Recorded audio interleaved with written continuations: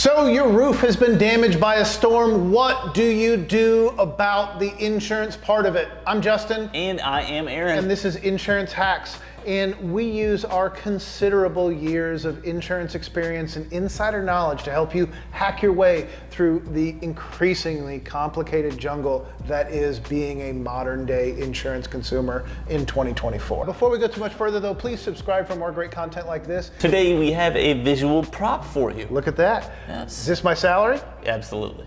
The whole thing? Yes. Okay, now it makes sense. All right, so what are the dollars about, Aaron? What are we talking about? Well, like I said, just want to have a little visual representation because there's a lot of mumbo jumbo that we like to throw around in the insurance biz. Right. And consumers don't always understand that. So right now, people are finding out because they've been in the hard market for a while. They've changed policies, their policies have renewed, they haven't really paid attention to all of the details in it, and people are finding out in the course of an insurance claim that they have a lot less coverage than they thought they would have. So let's start with how you'd cover your roof on a policy. So there are three ways to cover your roof essentially on your home. Some of them can be combined, there may be some other things that I don't know about. These are the three basic ways. Actual cash value, replacement cost, and what? Payment schedule. Payment schedule. Payment schedule is kind of new. That's why I'm less familiar with it. So if these dollars represent the total cost to put a new roof on your home. This would be replacement cost. Right.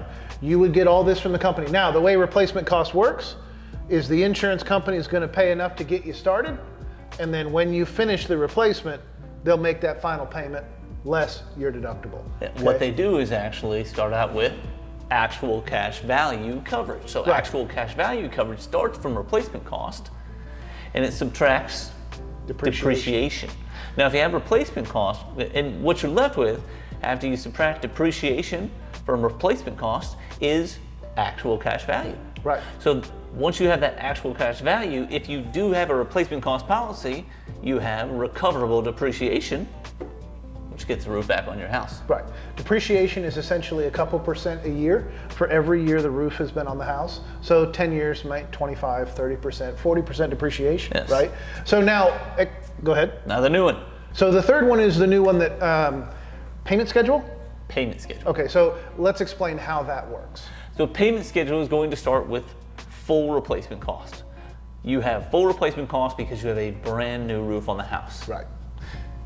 And then after a year, your roof gets a little older. So you're only going to get paid this much. And then next year, So is it the roof depreciation? gets a little older too. So it's depreciation in real time, right? It is real-time depreciation at a little maybe better schedule than, I think you said 2%, but I think it may be a little bit more than that when you're looking Okay. at just an actual cash value schedule. It's different. There's a lot of Right, variables. sure. But there's a lot of variables, and that's the thing. And that's for the adjuster to determine based on the shingle wear, the granule loss, the shingle staining, things like that. But for a payment schedule, you at least know what the score is. You know how much your roof is going to depreciate, how much less you're going to get paid year by year as your roof gets older. Right. So that would be a payment schedule, and it is going to be tied to how old your roof is. Some of them will automatically happen maybe at renewal once your roof gets over 5 years old, Right. or whatever the year mark is that they're giving you. But ultimately what it means to you is every year a little bit less payout when you have a claim. So when you're purchasing your home policy or when your renewal comes up, I suggest you look and see what kind of coverage you have, talk to your agent, and ask them specifically what you've got. Now I've got a question. What's that? Public adjusters. So the other part that might be coming out of your stack when you have a roof claim is going to be your deductible. Deductibles are another part that insurance companies have been changing through renewals, and that might have changed when you change to a new carrier. Many carriers are no longer writing policies in high-risk areas. We're in North Texas, Right. a lot of hail.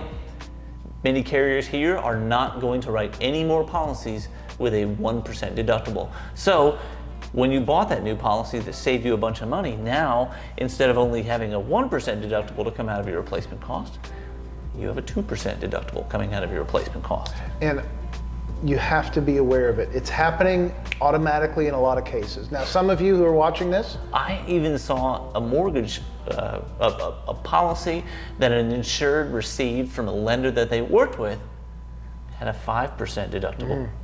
and when you're talking about a $500,000 house, that's pretty expensive. That's actually probably pretty close to most of the roof. That's taking a lot Right. out of what you're being paid at So- the end of your claim. Is having a high deductible a bad thing? No, not if you know about it, not if you can afford it. If you can pick up that 5%, $15,000, $20,000, $30,000 worth of risk on yourself, you should do that anyway, rather than make that claim. So this would be a challenge. So Yeah. let's talk about another thing that I've heard about, a public adjuster. Explain to me how the public adjuster adjusts your stack of money.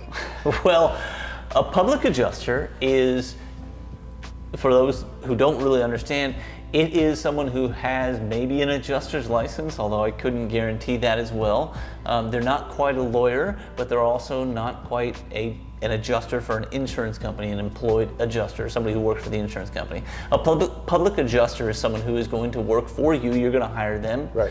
They're a lawyer type of person that you're going to hire, and likewise, they're going to take a piece of what they end up settling for.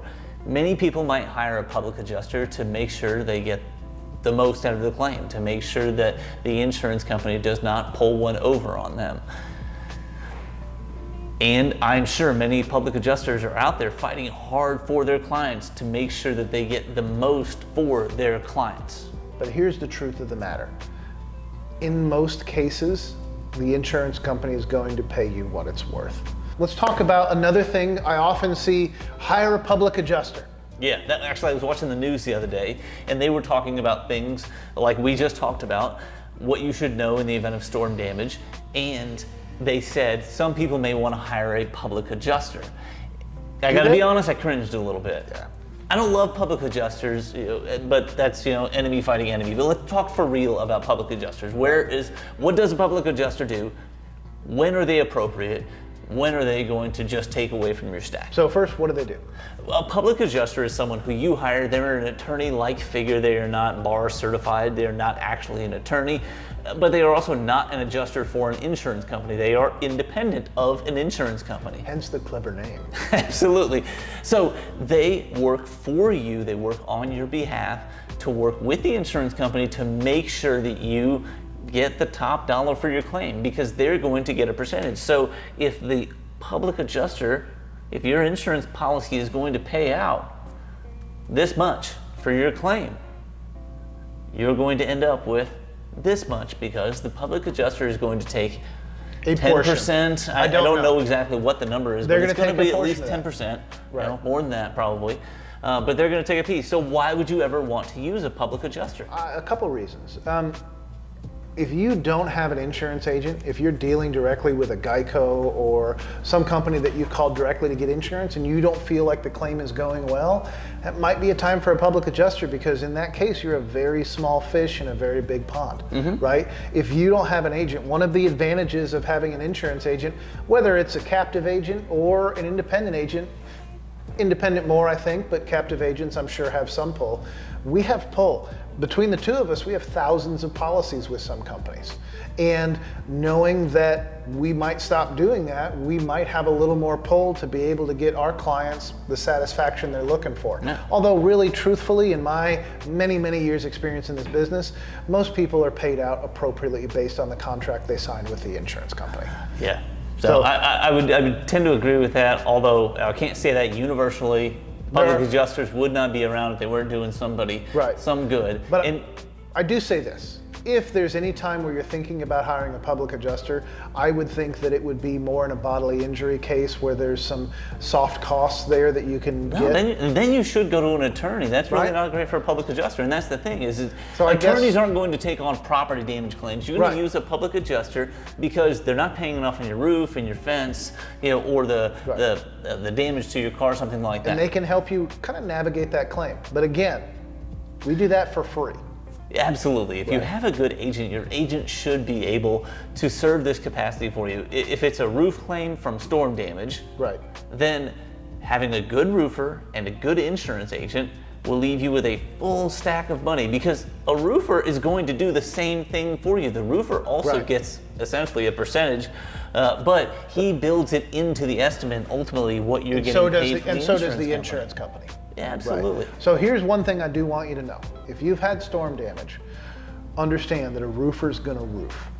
Get a second opinion. Unless you have a friend that's a roofer that you can really trust, if someone's knocking on your door after a storm saying, I can get you a new roof, know that that's why your insurance is high, and that to a hammer, every problem looks like a nail. And a roofer is kind of in the same vein. We love roofers, they're important to what we do. We have roofers that are good friends, but do understand, roofer's gonna roof. So talk to a roofer, talk to your agent, talk to the insurance company, and really, again, in my experience, most claims go the way they're supposed to go, right? Right. That's my experience. Thanks for watching. Leave your comments about how we didn't really answer your questions down below. If we did answer your questions, you can leave a thank you. Those are rare. And if you have anything that you would like us to talk to you about, please leave that comment down below too. And thanks for watching. We'll see you next time. I hope this was helpful.